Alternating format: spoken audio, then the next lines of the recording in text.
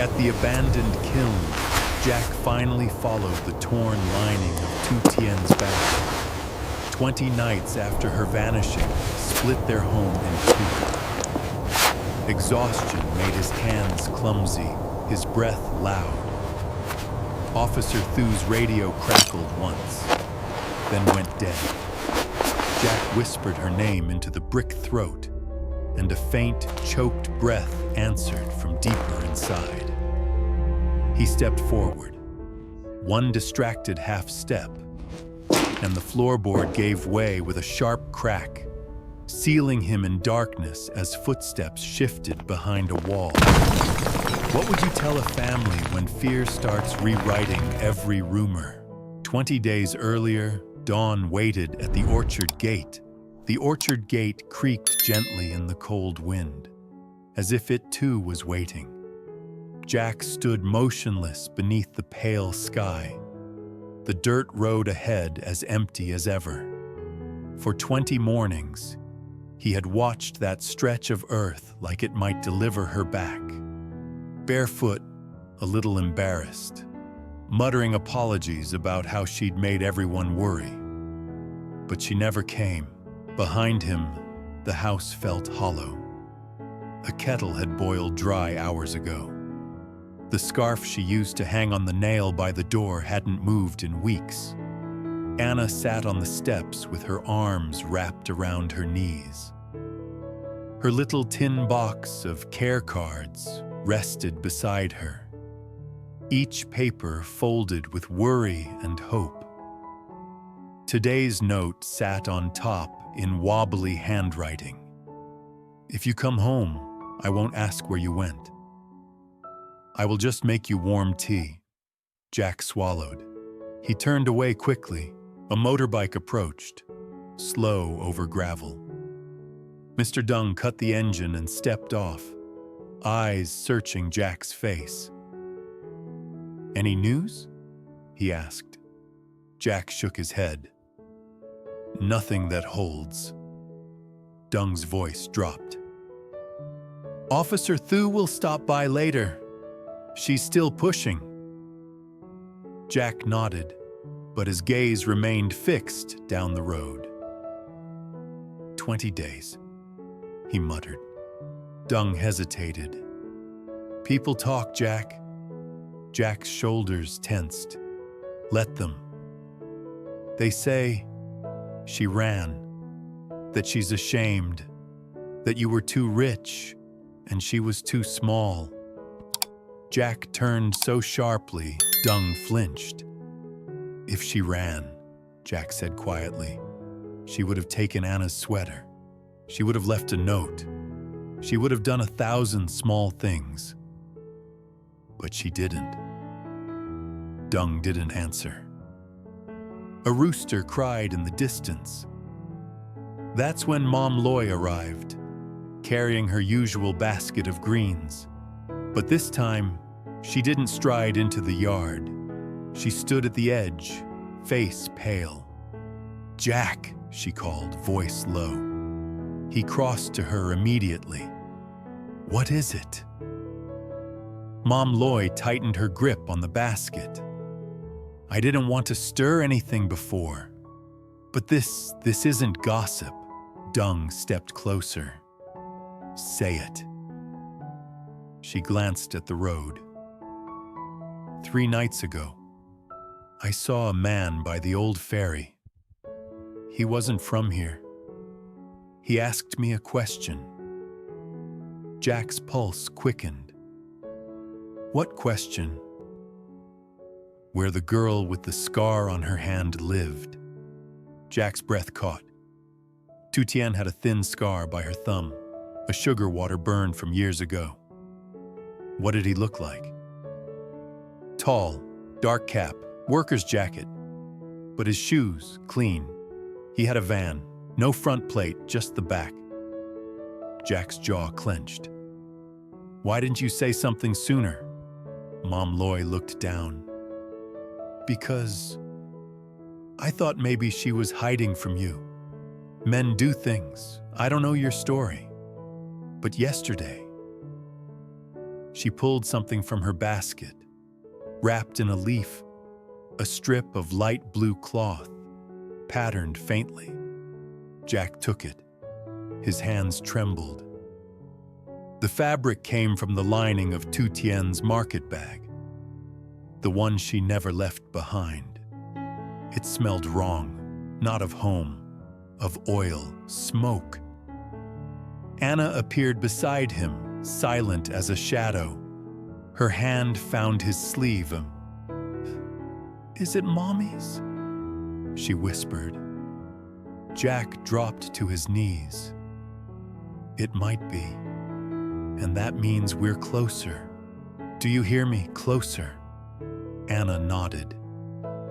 "I made a new card," she said, pressing a folded paper into his palm. Jack couldn't open it yet. He turned to Dung. "Old fairy, now." Dung didn't hesitate. "I'm coming." Mom Loy grabbed Jack's arm. "Be careful, that place, it's quiet. Too quiet." Jack's eyes darkened. Quiet is where people hide. Before noon, Officer Thu arrived. She studied the torn fabric through gloved fingers, all sympathy gone from her face. "This is evidence," she said. "Not rumor." Jack's voice was tight. "Can you track the van?" "No front plate means someone knew what they were doing. But I'll check fuel stations, toll cameras, I'll try." Jack nodded. Officer Thu glanced toward Anna. "Don't go alone." "I'm not." By then, Luan had arrived, dust on his shoes, phone in hand. "I checked the ferry area," he said. "Two things. One, behind the old dock, there's a service road to the abandoned kiln. Locals avoid it." Jack stared. "And the second?" Luan lifted his phone. "One of Tu Tien's old SIM cards pinged there. 12 seconds, last night." Dung paled. "That kiln's a dead mouth. Broken walls. Nothing good." Officer Thu raised her hand. "We need a plan. Rush in and they'll move her." Jack unfolded Anna's care card. The message hit like a stone wrapped in faith. "Mommy, if you are scared, hold Daddy Jack's hand in your mind. He will find you."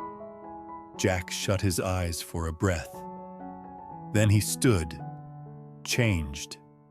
"We don't rush," he said. "We cut the roads." He turned to Luan. "Get someone on the kiln entrance, quietly." To Dung. "Show me every turn on the service path."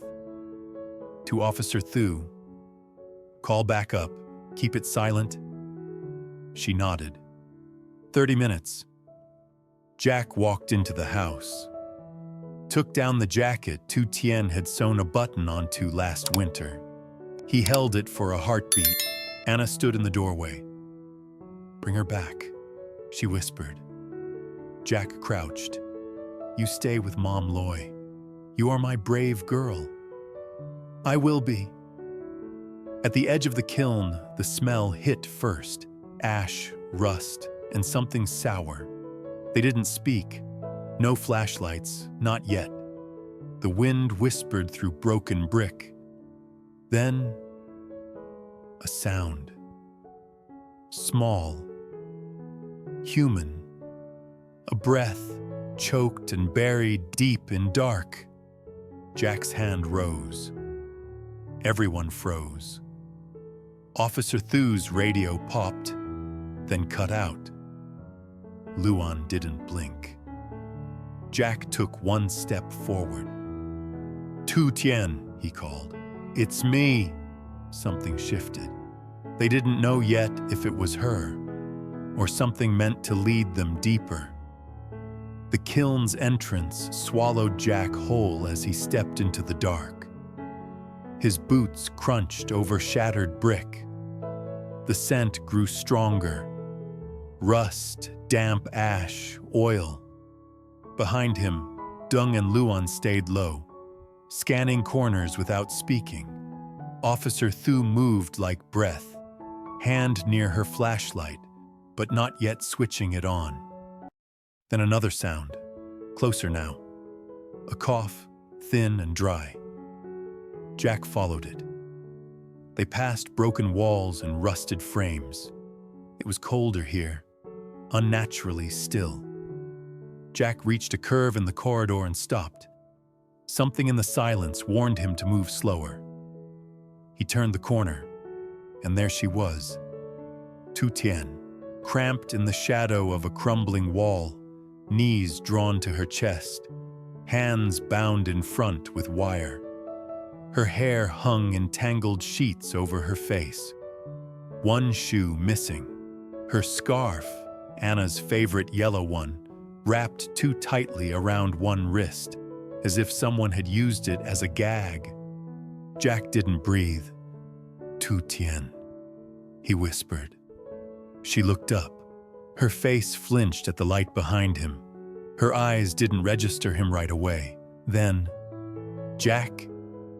He crossed the space between them and dropped to his knees, hands already working the wire. "I'm here," he said, voice shaking. "You're safe now." Her voice cracked. "I didn't think." "You don't have to think right now," he said, cutting the last tie. "Just breathe." Behind them, Officer Thu scanned the shadows. "No one else here," she said. But they left fast. Food scraps still warm. Someone was staying here. Tu Tien tried to stand, but faltered. Jack caught her, one arm around her back. "I don't know how long," she whispered.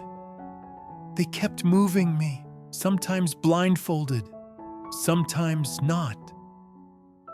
Dung found a blanket stashed behind a barrel. "Here." Luan tapped his phone. "No signal. We need to move." Officer Thu nodded. "Careful. Whoever left may still be nearby. But they left in a hurry. That's our window." Jack helped Tu Tien stand fully. Her legs wobbled. Her face was bruised on one side. He didn't ask. Not yet. They moved as one unit. No one spoke unless necessary. Out in the clearing, the afternoon light hit Tu Tien's face. She winced. But then she looked up and saw Anna. Because Mom Loy had brought her. Against orders. Against every good plan. Anna broke free the moment she saw her. "Mommy!" Tu Tien opened her arms wide and dropped to her knees. Anna crashed into her, sobbing. Jack didn't move. His throat locked too tight. Tu Tien kissed Anna's hair again and again, rocking her. "I heard your cards," she said, voice shaking. "Every night I held them in my mind." Jack stepped closer. "You're safe now." Tu Tien met his eyes. "They weren't after money," she said. "They asked questions about you, about the orchard, about the house." Officer Thu froze. "They were scouting." Tu Tien nodded. "One of them said something about clearing the field before the storm." Jack's jaw tightened. Luan was already calling it in. "We need quiet surveillance. Whoever this is, they'll circle back." But Jack wasn't listening anymore. He was looking at Tu Tien, her hands bruised, her cheek cut, her scarf tied like a shackle. And he was remembering every morning he'd stood at that gate praying she'd just come back. And now she had. That night, the house came alive again. Tu Tien sat by the hearth, her feet tucked beneath her. Anna nestled beside her with a blanket over both of them. Jack made tea. Not because he knew how, but because Tu Tien once said that tea made the silence feel warmer. He placed the cup in her hands. "I told them," she murmured. "I told them you would come." Jack knelt beside her, hand gently covering hers. "You never have to be alone again." Officer Thu returned later with a quiet knock. She had a folder in her hand and fire in her voice. "We found the van. Backplates were stolen, but it was seen on a security camera near the toll road. Same night the SIM card pinged. We're tracking the faces now." Jack nodded slowly. "And the house?" he asked. Thu looked him straight in the eye. "We'll keep it watched. But for now, it's over." Tu Tien looked toward the door. "Not over," she said, "but quieter." Later, Jack walked out to the porch alone. The orchard rustled with night wind. Behind him, laughter stirred.